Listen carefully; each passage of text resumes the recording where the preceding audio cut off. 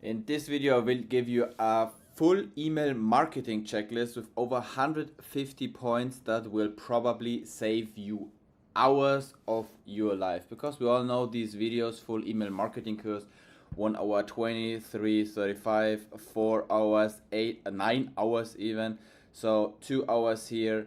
They are very, very long videos, and most of us don't have time to watch all of them. And then even if you forget something, want to rewatch it, we need to skip it, find the right part. So that's the reason I came up with the idea of this checklist, and I made it very simple. So you just can check all these points step by step, come back and find it by yourself. I make it very, very basic. So with that, you will probably get to 10, 20, maybe 25% with email marketing. So yeah, if you're right at the beginning, that's the perfect thing for you, and maybe even you forgot something. So yeah, let's go over some points, and yeah, so that maybe there's some points I need to explain. Okay, the platform, 99% of the people use Klaviyo, very easy, connected to your Shopify. Import your existing email subscriber list from Shopify. You can in Shopify export them and import them to Klaviyo. Set up your standard domain. That is this one. You set this one up. Okay. You get DNS records. Set them up at GoDaddy or whatever is your provider. And don't forget to set up your DMARC. I also put it there. Use default settings, send domain. There's a checkbox you can make DMARC records. And yeah, another thing you should do then when you are at settings, I think it's at, that's a good question.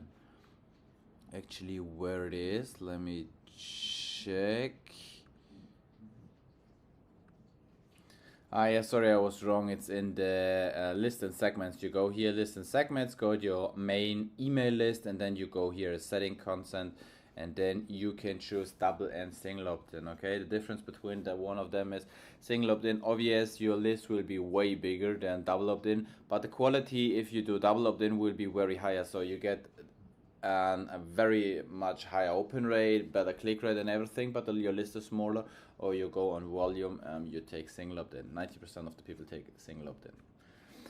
And warm up your domain by gradually increasing email volume over 2 or 4 weeks. So actually the next thing is very simple also. Most people make a lot of papa and tra how to make email warm up and make it so special. Actually, it's very, very easy. If you're right in the beginning, just set up your welcome flow, design your first email. After you're done with design and happy with it, publish it, set it live. Then you design the next one. It maybe takes 2-3 days, it doesn't matter.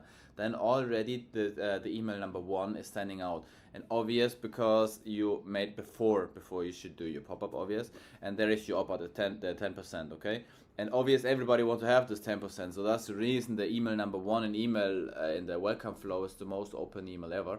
So you get very good stats, you get a very good click rate, and maybe you can even make people reply you at the end of the email, something like you want an extra 5% discount, just reply to this email. And then your the ESPs like Google, Yahoo and Outlook, they see, okay, people even reply to your email, so people are interested in your email, and that's the only thing. And then you get like points, like credit score, something like this. Okay, you need to think about this, and then you set up the next mail, and that's it. And then your list will also grow in the back, so there is nothing you need to worry about it to automatically blast out to 100,000 people, because you don't actually have a list like this. So warm up is only for people they move, for example, from Shopify to Klaviyo, have then a list of 400,000 people, and then blast out one email to these people. That doesn't make any sense, and that will probably destroy your standard repetition. But if you're just starting out, there's actually no warm up needed. Just make the welcome flow, the next 1, 2, 3, 4 emails, next flow, and then it's done. And then you also, if you want to take really, really much care about it, then send your campaigns to a last 7-day engage. If you have an open rate over 40%, you increase that list to 40, 30, 60, 90 days. You see this one. If you're under 40%, you decrease the list. That will happen over time. So that's a thing you always need to take care. Maybe you have 50, 50, 50, and then one time you have 39%. Then check maybe if it just was your subject line. This could be the reason, but if your subject line is very nice, then just decrease the list. That's a normal procedure you do in email marketing. You go up and down with the list, okay? Nothing special. And don't wait for your open rate just 5 hours, okay? Sometimes you wait 2-3 days. Segmentation also very easy. I make step by step what you do. We have at the beginning the 7 day, 14 days, 30 days, 60 days, 90 days, 120 days. And I also wrote down which filter you should use. Have opened the email at last 14 days, obvious, and clicked, and that's it. Okay, you create segments between the difference between a segment and a list is static. You put their people once, that's it. They will ever be in that list. There will not new people come in or leave. But and segment is dynamic. That means, okay, if somebody had now opens in the last 14 days, he's going to list. If he now 15 days doesn't open an email, he get out. Okay, that's the only difference. And then we have an engagement list. That's also very important. You should do that. I mean, if you're doing email marketing brand new, it's actually not important for you. But after some time, because the new payment for Klaviyo, you pay per email you have. It doesn't matter if you send to it or not. That's the new payment method from Klaviyo. So yeah, if you're doing email marketing longer than 90 days, you should create a list like this. Here are the filters you should use, and then you just can suppress them. I know it hurts sometimes, and I did it for like 1-2 weeks for a customer I have over a partner agency with me. And yeah, we deleted 25k profiles. But don't worry, the list will not be deleted, just suppress you, and at any time you can unsuppress them, okay? Also, you should exclude soft bounces or hard bounces, soft and hard bounces from your sending email campaigns, okay? Because yeah, it could be, for example, the email inbox is full.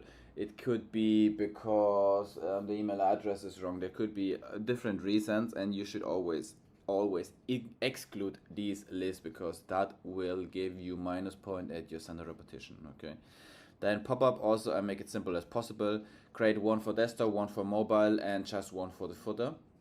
It's easier for tracking, and you have different targeting. For example, at the desktop, you put their exit attempt. That's not possible at mobile, okay? You can't track the mouse. Yeah, you have time delays. You try from 4 to 30 seconds. Pop-up should cover 75% of mobile, 50-70 for desktop. Here you check exit attempt for desktop. That's the first thing. You also A/B test. I think it will come later. Only ask for one input per step. So don't ask for the first name, last name. What is about personalization? Fuck personalization. Okay, just ask for email. That's it. Okay, but personalization is not actually mean, hi Kevin, hi Louis. Okay, we all know that a software is doing that. People are not that dumb. Okay. So personalization is more you write the thing that is important for your audience. Okay, use less than 10 words. It's fast to read. Logo is not always needed. Image also not always needed, but you can do it for visualization. If it, for example, is for a brand special helmet or something that people wanted to see how it looks when some people wear it, for example, could be nice. Clear offer, free shipping, say 50%. Pro tip, remove the X. I mean, very easy steps. I mean, all the steps are very explained. So yeah, actually nothing I need to go over it for some of them. But here, trigger button. Trigger button is just you make a button under the main button. I will show you right now. So it's harder for click them. No, I pay full price, and the X is very easy to click, because there's like, yeah, nothing will hurt you. But if they see, okay, no, I pay full price, like, nah, I'm not sure, you know.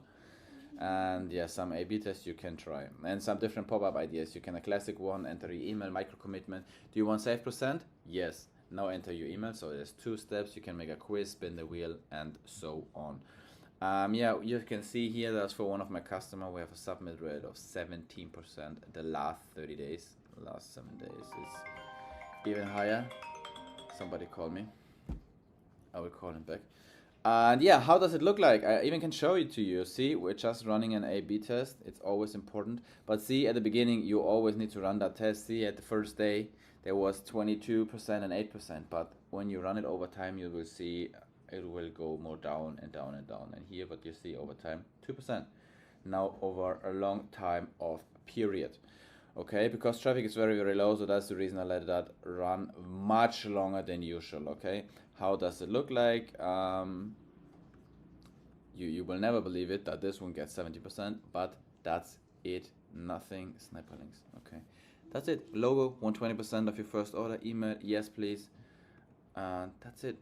Okay, Simple, simple, simple, simple, simple. Okay, not overcomplicated that one, because there's nothing to overcomplicate it. Complicate it, and you already saw it. It got 17%. That's insane. Okay. Next are the flows. I made them also very easy for you. You set up your welcome flow. The trigger is when someone joined your email list, the same as the pop-up obvious. Filter made 0 purchases over time. The email you send instant. It's a very simple thank you email, plus you offer like what you gave in the pop-up form. Time delay then 24 hours. You can test it 1 to 2 hours. Okay, give me a second. Okay, important call for breakfast. So time delay, yeah, 24 hours or 48 hours. Usually you will run best with 24 hours. And when I test, for example, like 2 days, it always perform worse. But you need to try it for your own shop, different niche, different countries. There could be different results, okay? The email number 2 is something about brand story, and you put there some bestsellers, okay? Our story behind the scenes, some pictures, maybe how do you develop the product and stuff like this. Yeah, you get that. Time delay 24 hours again. Then social proof, that's a very good email, performs also very, very real. For the welcome flow, you put some reviews, maybe some gifts, some UGC videos, and yeah, there you go. So for most brands, if you don't make 7-figure a month, okay, for most brands, that's a funny thing, because a lot of people are saying it different to you. They say, okay, you need 8, 9, 10 emails and a welcome flow, and these flows also you need. At the best, if your store is doing like 50, 100, 200K, you have usually used just 3 or 4 emails for the welcome flow, okay? First, you need to also understand that your down the funnel, your open rates get different. The first email, if you have double opt-in, for example, could have 70 to 80% open rate. If you have single opt-in, maybe just 40, 50, 60%, okay, at best. But down the funnel, you can have at email 4 maybe only 30% open rate, okay? It is possible to push it to 40, 45, and 50% if everything is perfect. But usually down the funnel, it gets less. And if your email 4 makes only 200 euro a month, there is no reason to put another email. I mean, you see it. First email 5K, 2K, 700 euro, 20 euro. Why should you put there a new email? Because that new email get more lower open rates, less clicks, and maybe even not even one sale or just one sale a month. So your center repetition will get hurt more in comparison to make how much money you make. So it's not worth it, okay?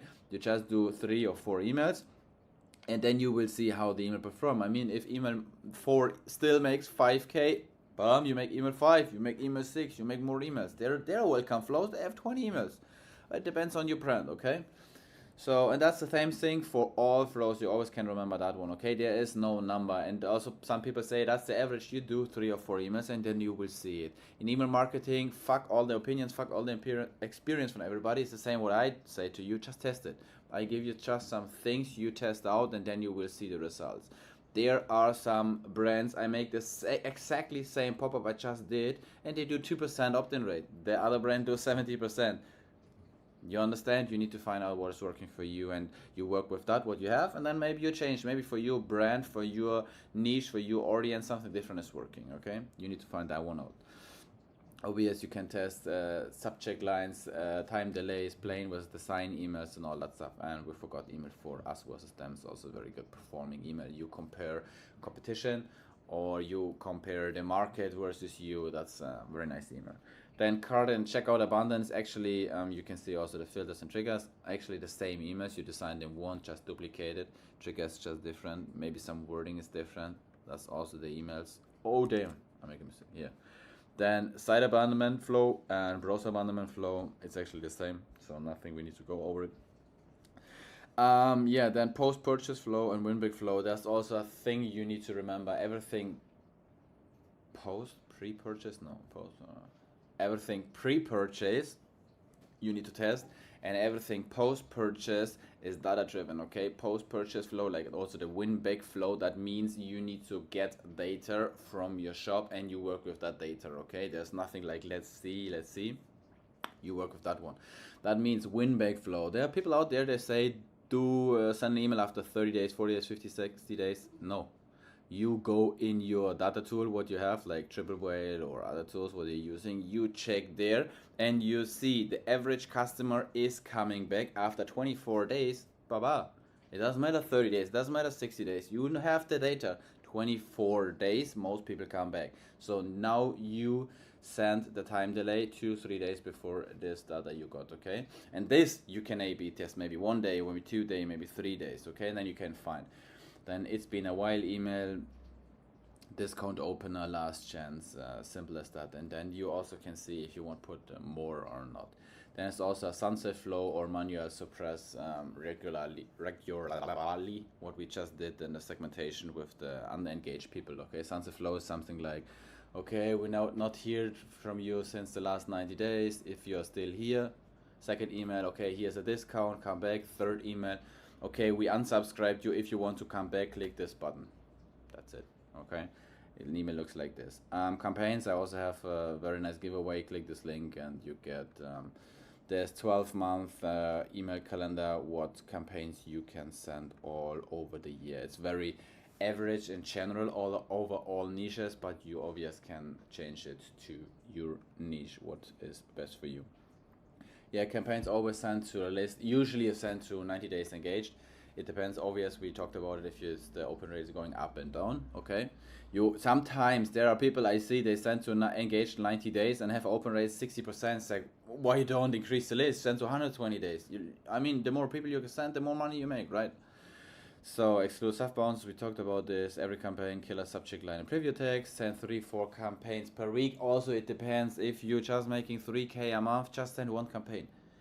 Why should you make all that effort for always sending to 100, 200 people, okay? Maybe you get for most campaigns, not maybe. If you send out 4 campaigns per week, probably you will make 1 sale with that list, okay? So yeah, it depends always on the size. For if you don't make like 50K, that's all like the number you in per month revenue, then you can send like 3-4 campaigns per week. Okay, yes, but anyways, send regularly, okay? Even if you send once per week, send regularly so people get used to it and expect it and even wait for it sometimes. So, and 20% sales emails, 80% is learning, teaching, showing and explain. Just give people value. And then at the end of the, always you have above the fold, you have that button, you have your header, subline, button, image. That's always in every email. But sales email, you make it more flashy, like, oh, discount here, blah, blah, blah. But in the most emails, more like, okay, then at the top, at the bottom, like shop now, transform now, whatever it is, okay? Very, very understatement. Look out for holidays. I put it in the campaign calendar. That they are already included. And see campaigns as your testing area. If you have a campaign that is above your average, is performing very, very well, you take this campaign and implement it somewhere in the flow where it makes sense. You have tried a campaign and us versus them and it's performing very well. You take this completely even, put it in your flow because it performs good. I mean, if the flows performs better, then obviously don't put it there. But yeah, you can see campaigns as your testing area because you send it 1 time out. People will forget after they read it, okay? Do you remember one email campaign you opened today even? I don't think so. So yeah, just let it, put in the flows, A/B test also. Yeah, then put I think I was brain dead because there's only 3 points because I did so much on this list.